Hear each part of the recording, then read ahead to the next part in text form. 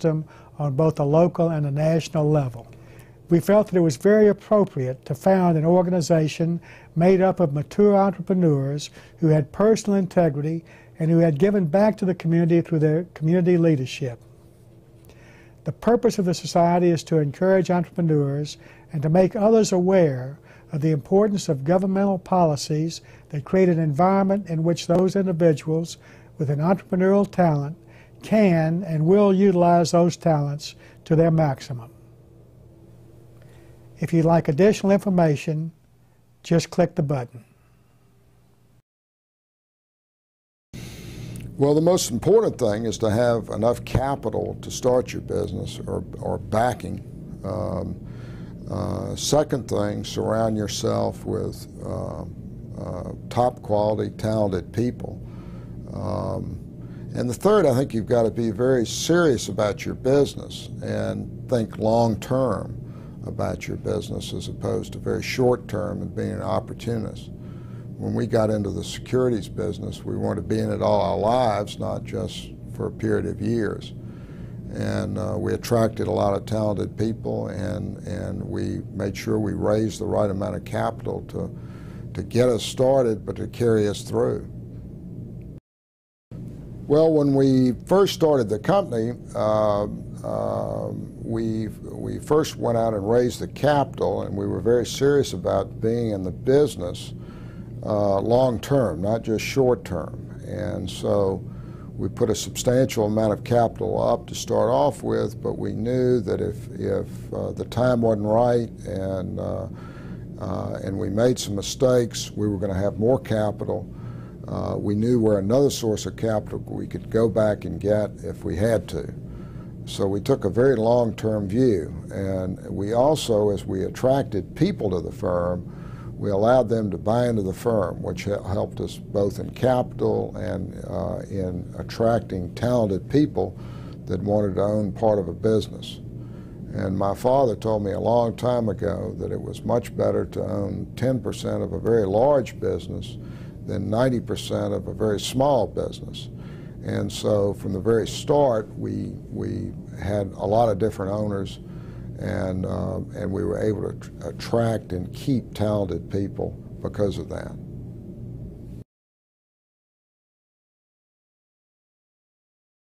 The advice I'd give any young entrepreneur wanting to start their own business is, number one, know your product, know your service, be properly capitalized, and be totally committed to what you want to do. And I think you got to be creative and innovative along the way, because you never know what's going to happen. You have the least unexpected things happen to you. And I remember when I was starting MS Carriers, I was still operating in my home. I'd be down in the kitchen and a customer would call, and I'd answer the phone, MS Carriers, and they said, well, I need dispatch. I say, okay, hold on for a minute. So I put them on hold, run up to my office, and answer the phone in a different voice and say, dispatch. To make them believe I was really bigger than what I really was, because I want them to think I was a secure company that was financially sound, and I really wasn't, but they didn't know the difference.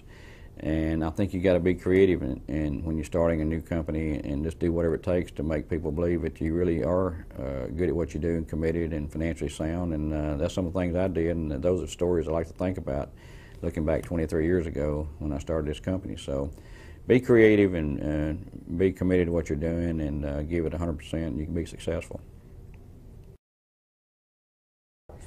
I really think Memphis is great for entrepreneurs, because we've had a lot of entrepreneurs over the last 50, 100 years, starting back with people like Clarence Saunders, who started the first modern grocery store chain. And we had Kimmons Wilson, who started Holiday Inns, Fred Smith of FedEx, and Pitt High, AutoZone. So we got a lot of role models in the Memphis market that I think have inspired other entrepreneurs to want to live America's dream. And that maybe those guys inspired me, because I'm living America's dream. I've been very lucky to be here in Memphis, which is America's distribution center. That's what I do. So it's been great for me on a personal basis to be in Memphis, because transportation is so important here, and it's helped me to grow and expand my company to become a national player and one of the biggest trucking companies in America. So I've been very fortunate to be in Memphis, and so have a lot of other people. And I love Memphis, and I think it's a great place for people to grow and expand and start their own company. I think for someone starting a business, the key is to have a plan, to do your homework, to anticipate what it is you want to accomplish, what can go right, but also spend some time thinking about what can go wrong. Not to focus on failure, but to mitigate the circumstances and the conditions that could indeed go wrong with your plan. Once you've thought through, once you've prepared, once you've done your homework, and once you have the plan, then work like the Dickens to make it happen. I think an entrepreneur helps his community through the utilization of creativity. An entrepreneur sees the landscape differently and utilizes the resources available on that landscape to create economic opportunity, to create jobs, to create energy, and in fact, on occasion, to create a much higher quality of life for those in a community.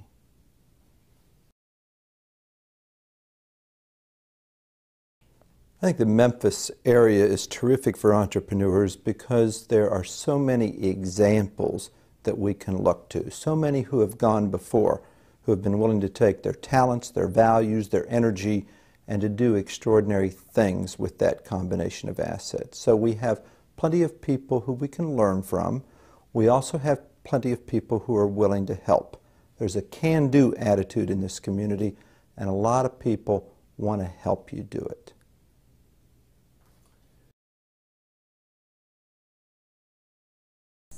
Well, when we started, we were a very, very small, growing company, and my key to success in those days was flexibility and timing in the marketplace. As our company has grown, it has become very imperative to surround yourself with key people, and it's now the key people that make Donovan Enterprise success, not Billy Donovan. In the earlier days, the shoe was on the other foot. In the early days, being located in Memphis, Tennessee was a tremendous asset for Billy Donovan and Donovan Enterprises because we were in the heart of the cotton belt, and most of the growth in the cotton industry in those days came from this area.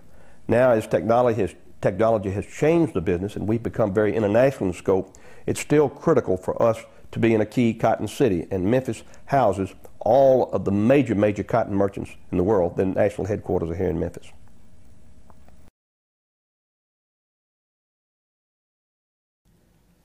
Well, I feel like that you've got to make a decision as to what long-term that you're trying to accomplish.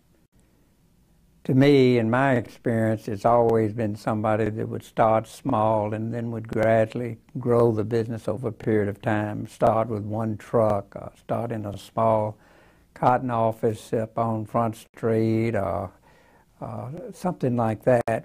Whereas in the 90s, they brought on the syndrome that what you do is you have an idea, create a business plan, and then go out and raise a whole lot of money, lose money for years, and hopefully the idea works, which really has brought about a different concept of starting a business.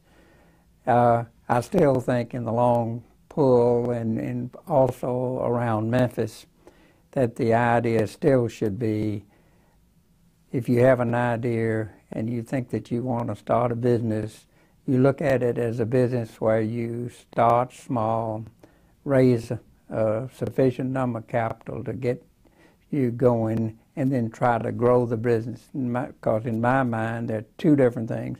Going into business has created a lot of disasters in the 90s.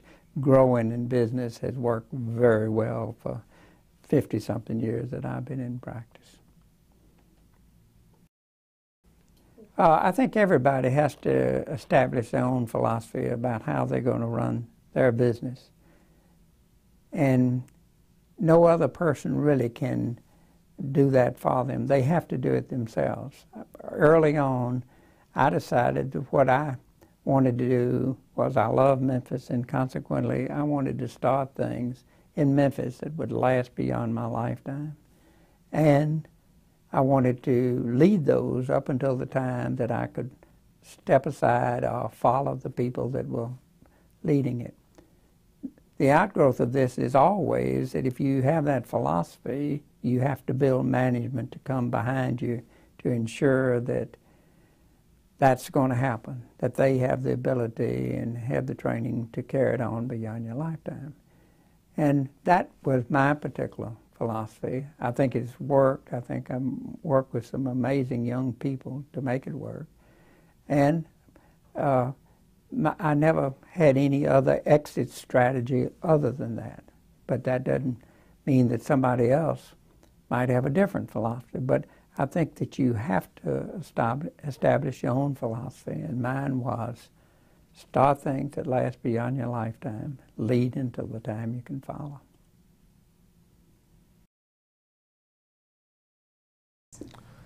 Well, for someone contemplating starting a new venture, a new business, I would say the most important thing is to be prepared.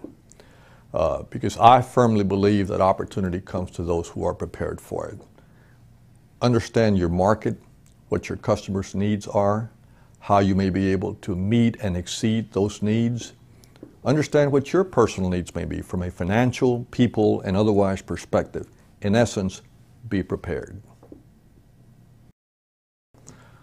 My personal philosophy for success in business is quite simple. First, be prepared. Understand your market. Secondly, be ready to serve the community. Thirdly, be ready to create value for all of your constituents. And last, I would say, be yourself. Understand that value comes when you are interested, enjoying, and loving what you're doing.